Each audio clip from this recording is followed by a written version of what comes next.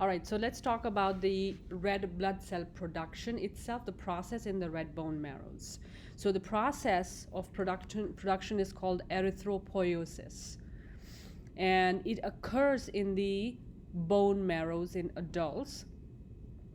And stem cells mature. So in the bone marrow, you have these stem cells, which are undifferentiated cells that can mature to make the RBCs. That's the big picture, okay? Um, let's look at the first, how does it happen? So the red bone marrow on day one, and you can see it takes about 7 days for the production of the final RBC. So this is happening within the red bone marrow. Proerythroblast, erythroblasts, prochromophilic erythroblast, normoblast, and then reticulocyte. The reticulocyte is it's the cell which is not technically RBC, but it's in the final stages of becoming RBC. You will notice progressively as the cell is maturing, its nucleus is getting dissolved. Nucleus, RNA, DNA, it's losing all of that and it's sequestering, absorbing hemoglobin. So by the time it's in the reticulocyte state, it is still has some RNA components and some other cell organelles present. It enters the circulation, and within 2 to 3 days, it becomes a full mature RBC.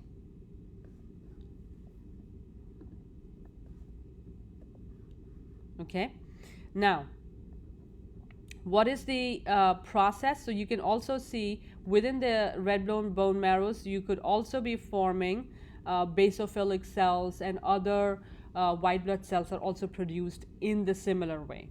Okay, but we're focusing on RBC. So let's stick with the RBCs. So these are the processes, different steps that happen. So you can notice it starts with a stem cell and goes to intermediate stages, goes to reticulocyte, and then finally mature RBC.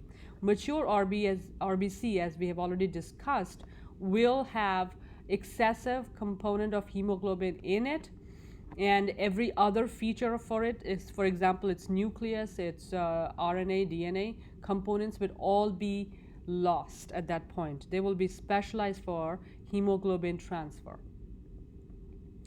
How does the process start? So this is the most important thing. For the blood cells, the red bone marrows, to increase or stimulate the production of RBCs, they have to get the stimulation from the erythropoiesis stimulating hormone, and it's secreted at very specific conditions. One of them is low oxygen. Remember, we talked about doping and all blood doping.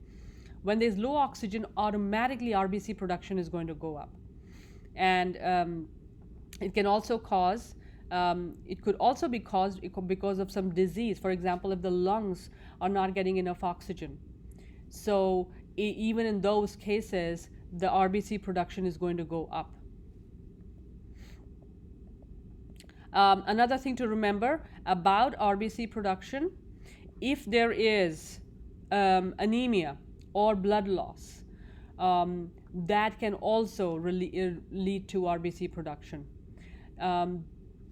Another fact to know is, to make the red blood cells, the components needed are amino acid, iron, and vitamin B12, 6, and folic acid.